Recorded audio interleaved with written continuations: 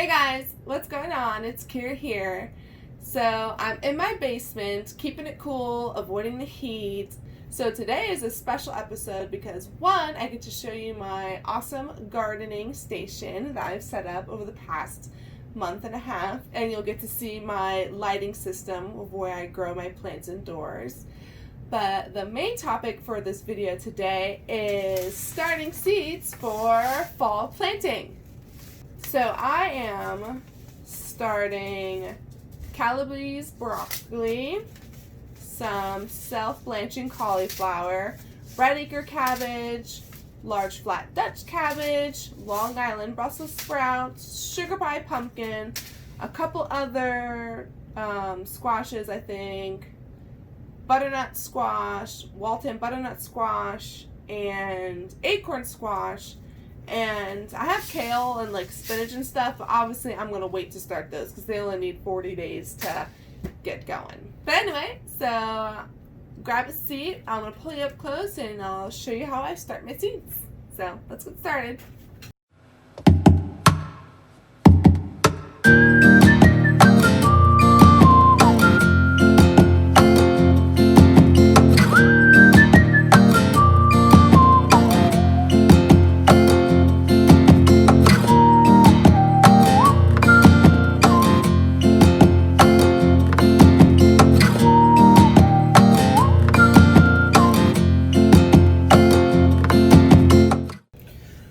So I already have one tray started here. So closest to me is 2 rows of okra, and okra is not really a fall plant, but it only takes 55 days for it to get to maturity, and I live in zone 7A. My first frost date is like October 28th, so right around Halloween town, so we're about 110 days from that. So this okra will be well off, done and dusted before any frost comes around, hopefully. Otherwise, we're in very big trouble. But then after that, I have 2 rows of celery, and celery is cold hardy, but it takes around like 120 to mature, so I'm really cutting it close on these. And they're very hard to even germinate. They need to be surface sowed and then sprayed with mist pretty much every day. So I'm not even sure these are going to work, but whatever, right? But the last rows are all of my Asian cabbages. So I have some bok choy, some napa, and then some, I don't know how to say this, but it's like Michili? I don't know. Please correct me. I have no clue. But I believe it's very similar to Napa, if not Napa, just a different word from it. But I don't know. Grow it anyway, so I love my cabbage. But what is really cool is I started this tray 3 days ago without a germination mat, and all the cabbages are already starting to sprout, so they are super happy. Like I said, celery is going to take some time, and okra, I don't know exactly how long they take to germinate, but maybe I'll slip some of the heat mat underneath it if needed, but I don't think it really would need it. But anyways, so I have another flat like this that's already packed, filled, and soaked, so it's ready for me to put the seeds in it. This is, I think, a 72 cell tray. So I'll use this for the brassicas, but for all the remaining squashes, I'm going to be using, I think, the 2x2 pots, just so the roots have plenty of room to grow. So let's move on to that. Okay, so just bear with me. I'm trying to work out what is the best angle to show you guys as I'm working with the tray. And I think this kind of over the shoulder approach is looking like it's the best at this time. So in terms of fancy tools of what you need, all I use are just popsicle sticks and a Sharpie to label. So basically, when it comes to sowing your seeds, I just use the end of the popsicle stick to make a depression in the soil. Sometimes if it's a bigger seed, I'll go down deep and waddle back and forth. But I believe all of these should relatively be small, so a small depression is fine. Some people just kind of sprinkle and then scramble around too, but I like to be a little bit more methodical about it. So also in terms of overall fall planting vibes, I feel less pressure compared to spring planting. Because for tomatoes or peppers, for example, I'll be making 4 divots in each cell and putting probably 2 seeds in each per divot. But when I was doing my cabbage tray, I was like, let's just take it easy. We're not trying to, blow our brains out in terms of planting plants. So I just literally put 1 depression in the center and put my 2 seeds in and moved on. So I really don't feel like thinning. Yeah, so that's what I'm going to do. But totally, you can definitely put 4 different, holes per cell and try to get 4 plants out of that and break it up and divide it by 4. But I'm not going to do that because I'm trying to be less stressed with this fall planting because it's so new to me. And yep, just as I expected, these Brussels sprout seeds are very tiny. They're kind of like a mustard seed, honestly. Here we go. At my gardener. So yeah, so let me make all, because I don't need that much. So I just take 1 and go down the center. Stress-free fall planting. Now, if you've been following my channel, you would know this is the first time I started plants indoors. So maybe, excuse me. So maybe I'm just feeling less stress because it's the second time I've done this. But I don't know. I wonder if other people feel the same way. Or is fall planting just as stressful? Now, I will say it was stressful in the sense of like figuring out. See, now that hole's too deep. Let's tidy that up a little bit. Now, it was stressful for me in the sense that I didn't know exactly when to plant things. Like, I didn't know about the first frost date kind of being a timeline, and you're basically just counting backwards. So once I got that down, I just started looking at everything I want to grow. Okay, this takes 40 days. Okay, this takes 70 days. Okay, this takes blah, blah, blah, blah. You get the picture.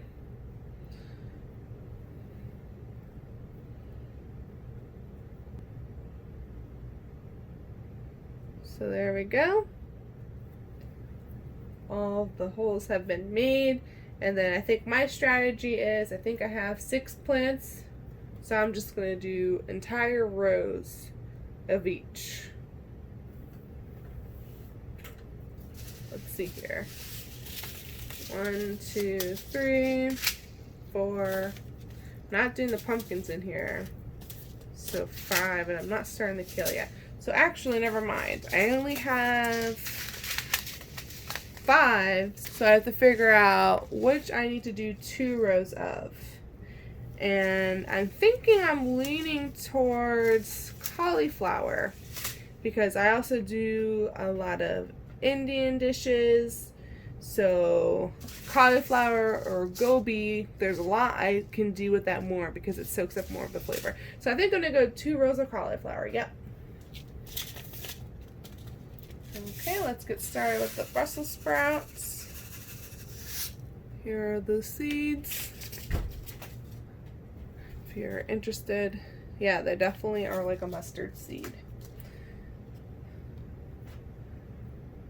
So I'm just taking 2, dropping them down. Actually, I think these might be a little too deep. If you accidentally drop 3, well, that one has 4.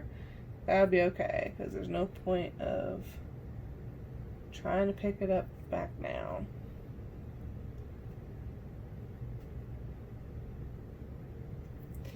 I don't know about you guys, but I absolutely love Brussels sprout. In Hollywood, they always portray all those kids who are like refusing to eat it and making it seem like it's just this nasty, horrible thing. And the first time I tried Brussels sprouts, I was an adult. And as soon as I had it, I'm like, oh my gosh, where has this magical thing been all my life? And then when Jeremiah and I started dating, he made these like, kind of like refrigerator pickles, but with Brussels sprouts. And it had like turmeric, mustard, and maybe like some like cumin seeds. And they were just like fantastic. So I have to convince him to find that recipe for me again, because I definitely want to preserve some of that now. Oh, hold on. Before I get carried away with the broccoli, make sure you label what your stuff is. So, alright, Brussels sprouts, or just Brussels, or even BS if you're feeling funky. And I just am going to stick, oh gosh, no, I'm getting carried away. You need to cover up your seeds, silly. See, this is what happens when I record. I get scatterbrained. So now I'm just taking the popsicle stick and covering them up.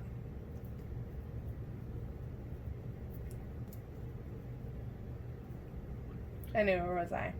Yeah, so I have to convince Jeremiah to search for that lovely recipe so I can later can some of them, because those were phenomenal. And then again, I went to Lancaster, and there I got some, I think they were like sweet pickled Brussels sprouts, and again, just like to die for. And I do not like sweet pickles with cucumbers like at all, but those Brussels sprouts, they be banging.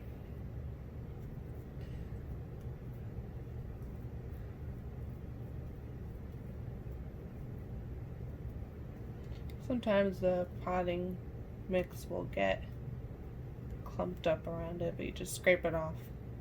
Oh yeah, that's another thing. Some people have all of these seed starting mix, and they'll either tell you to buy one or make your own. And if you're just starting out, honestly, don't stress about all that stuff.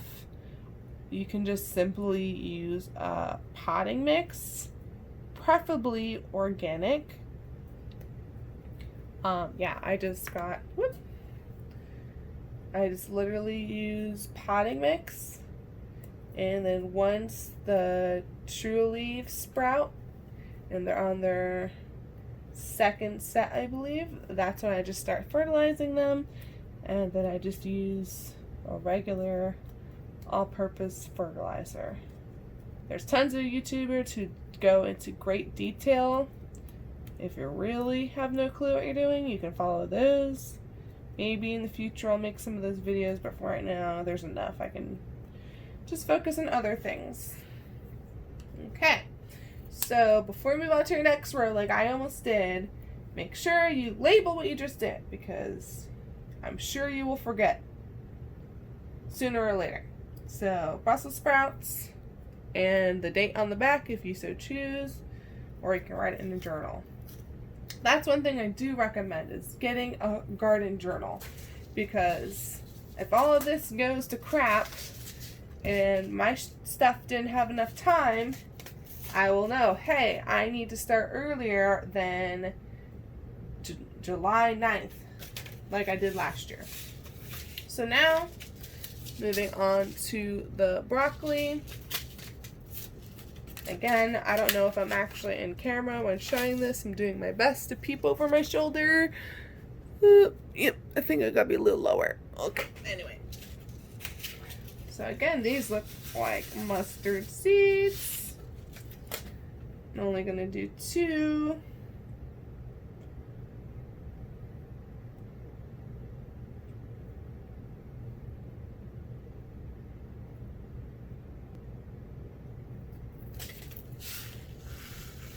And then scrape the rest back in.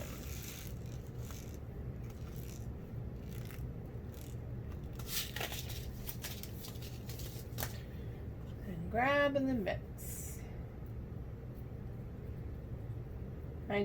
I decided not to go crazy with all the different broccoli varieties that you can get, like Romanesco or purple broccoli or purple cauliflower actually. I just wanted to keep all my plants simple for the most part, just because I didn't want to overwhelm myself with too many options. Tomatoes, that's a different story. I have like 10 different tomatoes growing. But I'll slowly venture out and start growing more fancy smancy stuff in the future. Like when it came to my pickles, or cucumbers. I have to stop calling them pickles. I just did a random pickling cucumber. And like, yeah, I'm fine with only having one of them. I mean, cucamelons, that was just because, you know, hey, everyone's obsessed with cucamelons. But if it weren't for cucamelons, you know, I wasn't gonna bother trying anything else. Same with carrots. They have all those different atomic red, nebula, blah, blah, blah, blah. I just went for the most simplest looking carrot.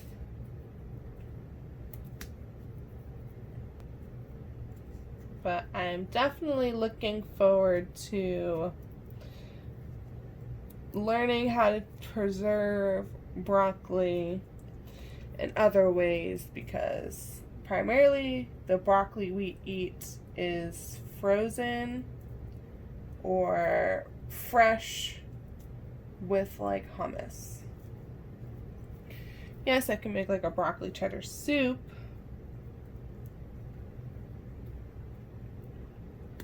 But definitely growing your own broccoli will give me time to look up some cool canning recipes or create my own. Okay, let's label.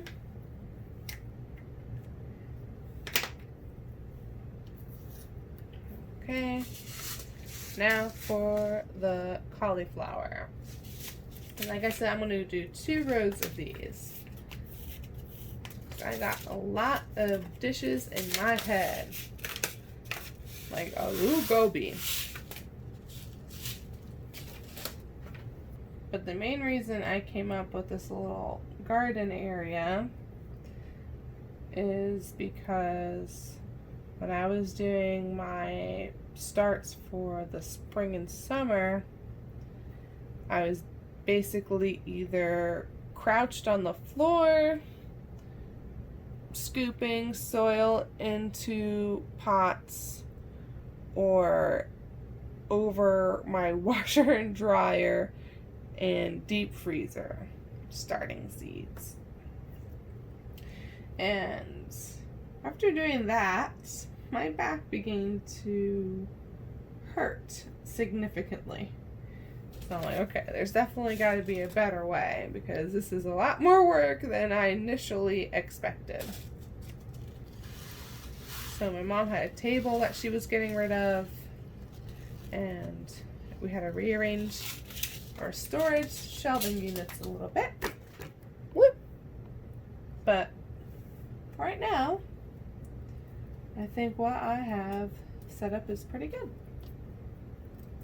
I definitely will need another grow light system for next year. Or actually, if the greenhouse is built in time, once they get to a certain size, they can probably just go out there. So maybe not. Maybe I don't need an extra one. But we'll have to see how far we get with the greenhouse. And that is an exciting project all of its own.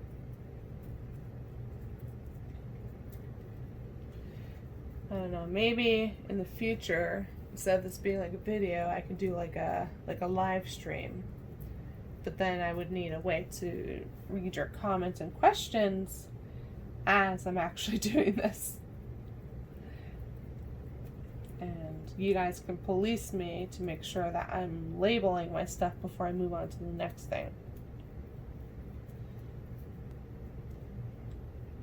But also, it's a nice space down here because, one, basement is cooler, so we are in the middle of a heat wave. It's like 90-something degrees like every day. So that's nice. But also, it's just kind of like a little tucked away area. And I can come down here and look and think about all the plans the future. Like right now, I realize I didn't pick up too many paste tomato varieties. So that's the water draining into the sink. Super noisy. Anyway, yeah, so I realized I didn't have too many paste tomato varieties. So I'll have to look into which ones that I want to order for next year. I know San Marzano is a very popular one, and I think that was sold out pretty quickly, completely independent of the coronavirus. So looking at others as backup just in case, like almond paste tomato, and I think there's a third one that I can't think of off the top of my head. Ugh. I don't know, my back's kind of hurting just from leaning over like this. Maybe I need like better chairs or something, or I'll have to find a better position to show you. This is going to be a lot of cauliflower. Oh, I forgot to tell you, another thing I love to do with cauliflower is make buffalo cauliflower wings. Now, I will say, most of the time, like every time I've had them in the restaurant, they've been gross. Like, they don't give them nearly as much treatment and attention as cauliflower deserves. So, and I think that's because they're trying to like market it as a health food, blah blah blah, like an alternative to chicken. So yeah, sure, I get that, but you know, if you do them right, they are absolutely phenomenal. Yes, I usually make them every year for a Halloween party, and meat eaters and vegans alike cannot stop from wolfing them down. And I forgot how to spell cauliflower, so let me look at the package. I know there's a U. Yes. So that might be a video I do once these babies are ripe and ready to be picked, is a tutorial how to make my buffalo cauliflower wings.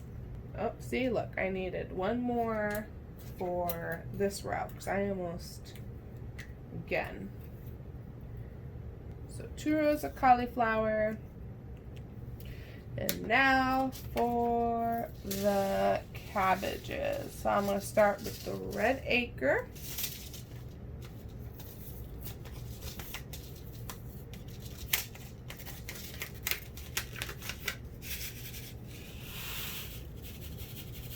I really did want to sow some cold hardy seeds early this spring, but I was trying not to overwhelm myself because we didn't really know about this pandemic and what it really entailed, and I planned on getting married May 10th. And I was also then supposed to go on a honeymoon for a whole month after that. So I was not going to be able to tend to the garden for at least like a month and a half, if not 2 months. So I figured, oh, I'll just wait and I'll really shoot to do a fall planting. But lo and behold, I've been home for 5 or 6, not 5. Yeah, it's going to be going on 5 months. No, it's not. See, I'm on Corona time. Middle of March. Yeah, so now it's 7, so 4 months. So by end of July, going to August, it will be 5. But yeah, so I said, no, I'll just buy the cold tolerant plants now and then just wait and do the fall planting. Now I do think fall planting also kind of requires like a paradigm shift. And I think it's harder to, well, I don't know. This is just my observation. But it might be harder for people to kind of get in that mode of, oh, I need to pull these plants out. Yes, they might produce a couple more tomatoes for me, but if I just swap them out and get these in the ground, you know, I can have so much more use of a space. So yeah, it's just really about looking at your garden in terms of efficiency. So I think that's kind of scary. It's like, oh no, I don't want to rip out these live plants, you know, they still have heart and soul.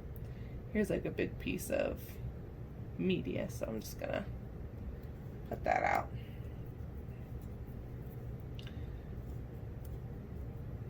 So, because every day now I'm looking at what things are dying, what things are, you know, not handling this heat very well, and just making notes, you know, see if they're gonna bounce back after this, or is it really just their time to go. Like, we have a bunch of snow peas. Now, it's in their name, snow. So obviously, it's not gonna like this hot weather right now, and they're starting to brown. So we got to get those up and out. See, oh my god, I just had a mini panic. I'm like, what am I sowing right now? So red acre cabbage. Ooh, this one needs to go. Yeah, and if your seeds are like still kind of on the top, just take your popsicle stick and just shove it down in there. Okay, almost done here. And then last but not least, the flattened Dutch.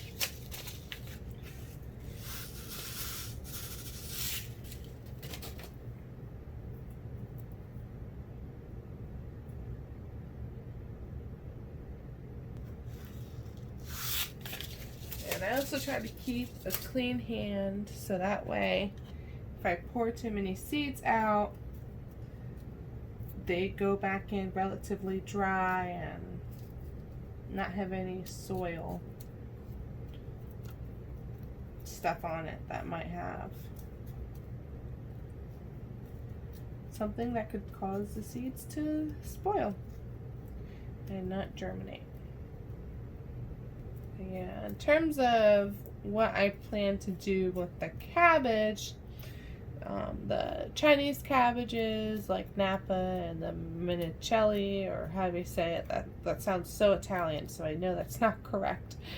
But I definitely use those to make like kimchis and, you know, a lot of pickled slaws. But the red and the Dutch cabbage, I'm definitely looking into doing more German styled cabbage dishes, and maybe do some borscht. But I know people will say, oh, borscht is only beets, but hey, you know, you gotta live a little, you gotta experiment. So I'd like to make a couple soups like that. And also, our rabbits are addicted to cabbage. They will literally get a piece put it in their mouth and just like run around in circles like, look, I have cabbage, I got cabbage, everybody. Like, they just won't even eat it. They'll just run around with it. I mean, they'll eat it eventually, but they go cuckoo for cabbage. Alright, so the tray is finished. I'm going to switch this one out with the one I'm going to use for the squash, and probably change the camera angle to keep you guys interested if you are still even here watching me ramble. So, okay, so here is the second tray that I'm doing for the pumpkin and squash. Obviously, these are a lot larger than the 72 cell tray, so I don't know if it's a 4-inch square or 2 inches. But yeah, that's the size pot that we're using. And that's because they develop a root system a heck of a lot faster. Within 4 months, you know, they'll be spilling out the bottoms. But anyway, so again, spring planting, I seed a little bit more heavily. But for the fall, I am just going to do 2 holes per each pot at each end of the corner. And you can use your finger, but I have this beautiful Sharpie right here, so I just drill in like that. Now you have to go a little bit deeper because these are larger seeds. And I thought I soaked this tray good enough, but it's kind of coming out crumbly. So after I put the seeds in, I'll just make sure to add more water so they are getting a nice good soak. So yeah, I'm going about 1 inch down. You can see the dirt level on the Sharpie there. I'm making these little, looks like the 2 sides of a dice. And that way, if there are 2 that are doing well,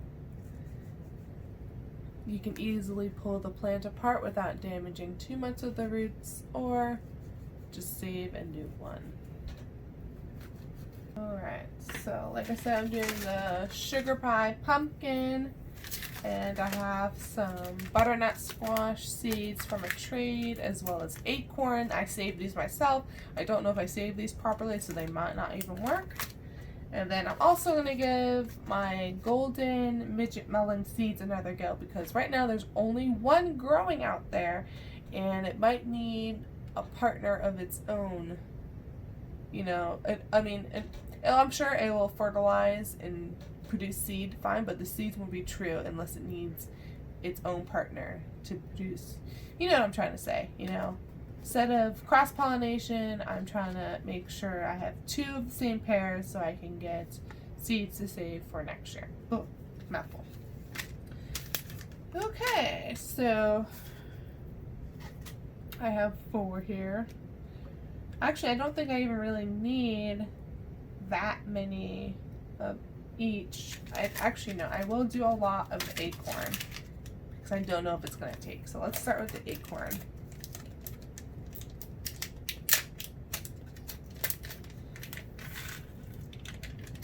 So I'm going to do 2 seeds per cell with the acorn, just because I saved these seeds way before I actually knew what I was doing.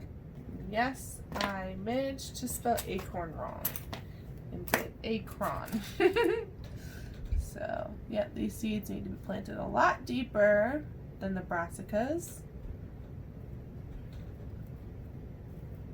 So you can just take them and push them down even more. Gosh, why is the soil so dry still? The other tray looked beautiful, but this one, I guess, just needs a lot more water. And like I said, I'm going to put this tray on a germination mat just because I want to make sure these guys are well on their way, because they are not cold tolerant. It's just a misconception that they think winter squashes can go in the winter. Okay. So the seeds were here, so I'm going to put it here. I'll disturb them more. Alright, so that's the acorn. I'm going to do this butternut squash next.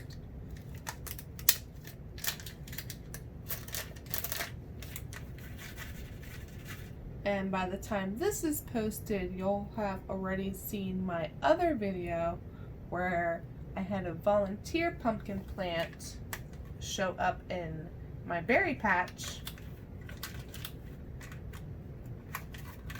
And that one's already out in the garden doing its thing. I'm pretty sure it is a calabraza pumpkin. Also, fun fact about me, I am not the biggest fan of summer squashes and zucchini. Trust me, I can admit, like, you know, there's nothing better than having fresh squash and zucchini grilled, you know, during the summertime. But after like 1 or 2 times, like, that's it. I'm good. Like, but people, like Jeremiah's parents especially, they just, I feel like they eat it every night in a row, and it's just like, I'm literally all squashed out. And I will say I'm not very familiar in different ways that you can preserve them, like you can with pumpkin, butternut squash, and what have you. So I feel like if I just learn alternate ways to eat them, I could fall in love with them again. Because there's only so much a girl can take. Now, depending where I put these, actually I'm deciding to do a little bit more. We're thinking about clearing a part of our yard to make more garden space. So I might end up putting the pumpkins over there. And I can gift pumpkins to friends and family. So I'm actually doing more pumpkin than I intended because I probably will end up having a space for it. Now also, because I bought these seeds, you know, from my gardener, they have great germination rates, so I'm only going to do 1 per hole. Unlike these 2, which one I saved from myself and another person saved as well. So I feel like we have more error in our ways than someone who's selling seeds professionally. Not knocking all the home seed, not trying to knock the home seed savers, but you know, they are making sure they're completely temperature controlled versus just having them on a shelf in the basement.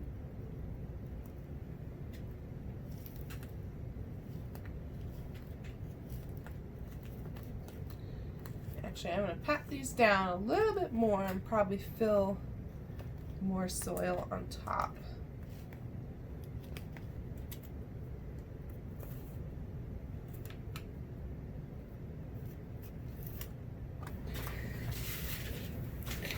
Okay, so I just took a quick break, and during that time I have added a couple more things to the list. So I'm still going to do the golden midget like I've talked about, but I'm also going to throw in 2 extra cucumber plants, and then I'm also going to try to do this Joseph's Coat amaranth. Now, this is a funny story because I got these way back when, probably, I don't know, let's say March, early April, from a seed trade, and then I lost the packet. Oh, so mad. But then I found it randomly in my desk in the office upstairs, so did a quick Google search. They said amaranth takes about 70 to 120 days to mature. So if we're on that shorter end, there could be enough time to get a fall harvest out of it. You can eat the leaves, but if I want to get some of the grains, you know, that's definitely be towards the end of the timetable. So this is just a complete YOLO, let's see what happens. So anyway, back to the golden midget.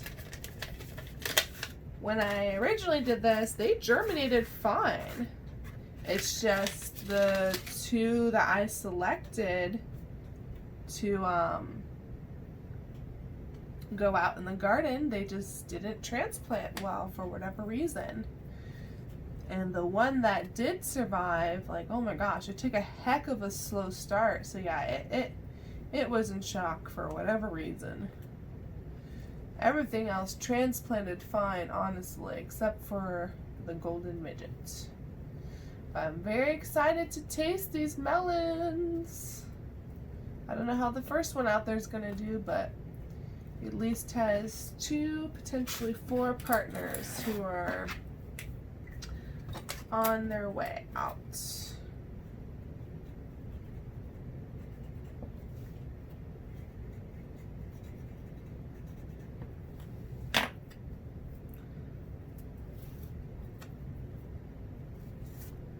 So the golden's done. Let's get the cucumbers. So the reason why I decided to do the cucumbers is, I don't know if it's because of the high heat / humidity or like a combination, but a lot of my cucumber plants are starting to wilt and die back. And I cut off the dead as much as I could, but one of them is particularly looking a little bare. And I do have 2 other cucumber plants that are newer, still developing their vines, but they're not in an ideal location, so they may not be able to produce and get as big as they want. So just having these 2 as backup to replace the other cucumbers when they do eventually die off. So that's why I decided to do those. And these are the Boston pickling cucumbers.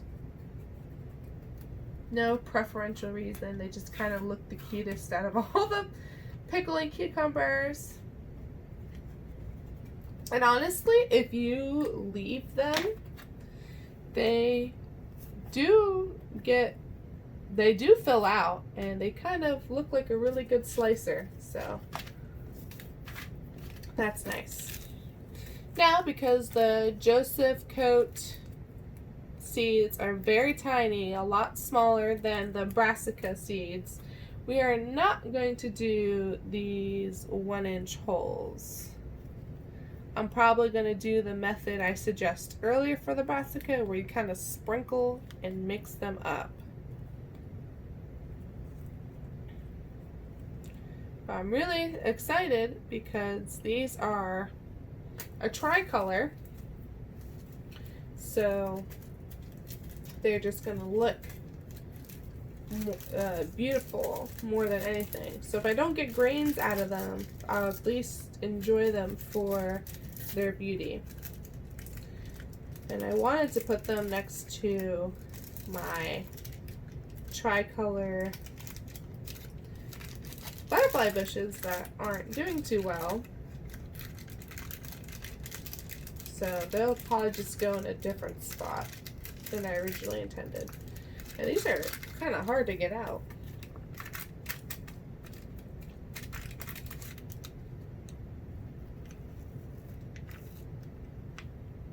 Alright, so there's a significant portion left in the cracks, but that's okay because I'll just save that for next year if these don't go as well. I think I'm just going to mist the area a little bit because these are surface, and even after I do bottom water these, they might not get to where they need to be in terms of moisture.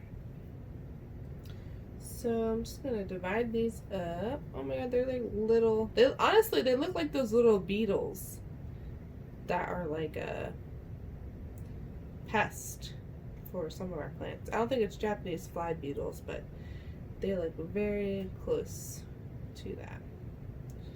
So I'm just gonna sprinkle that kind of in a circle.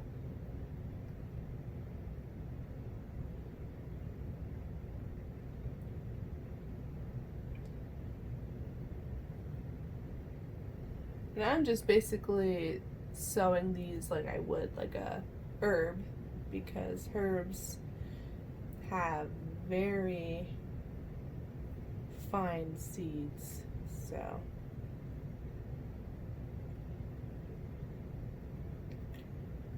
I'm just gonna kind of level it. Might have just flung seeds elsewhere, but at least I'll know which ones are which. Alright, so this is the second tray that is done, so I'm gonna move it over to my grow light system and show you guys how that is set up. Alright, so here is the grow system that we have set up. I have 3 shelves for actually storing the plants, and then the 2 above are just for containers and supplies. The top rack is usually where I put my seeds to start, but both of these lights aren't working at the moment. They just kind of keep flickering and stuff, so Jeremiah has to get in there and try to fix that for me. So this is what I'm currently using. I'll have to move the germination mat down here because most of these have sprouted. I think I'm just going to move them down to the 3rd row, and obviously this light needs to be a heck of a lot closer. This is what I just used when my tomatoes get that tall. But yeah, so I'm just gonna do a little bit of musical chairs with my plants and get them set up. Okay, so I rearranged the lights so they're clearly much closer to the seeds. The germination mat is on. I set it to 72 degrees and I have it sitting on a piece of cardboard just to kind of insulate the heat and keep it contained versus just spreading out on a plain wire rack. And then finally, here are the sprouts. And again, light is significantly closer so the lumens can bounce off and hit the sprouts as they're growing.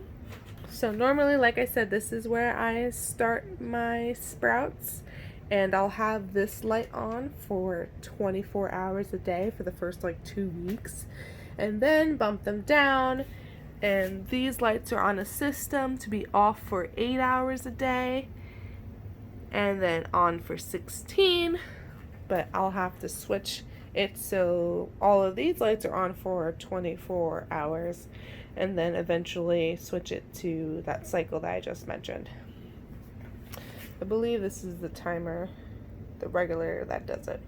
So anyway, that is my growing system in its totality. Everything that you see out in the garden, that is what was started here. This is where the magic happened. And lastly, I just want to thank you guys for watching and tagging along. I know this is a super long video. I totally didn't want to fast forward it. Sorry, that rosemary is, that lavender is distracting me, how it's just like rotated so much and now it's rotating back. Anyway, yeah, so definitely this video was a long one. I didn't want to fast forward as much and just, just kind of have a conversation so you guys can get to know me more and get inside my head and my ideas. So thanks for bearing with me, and I'll catch you next time. Bye.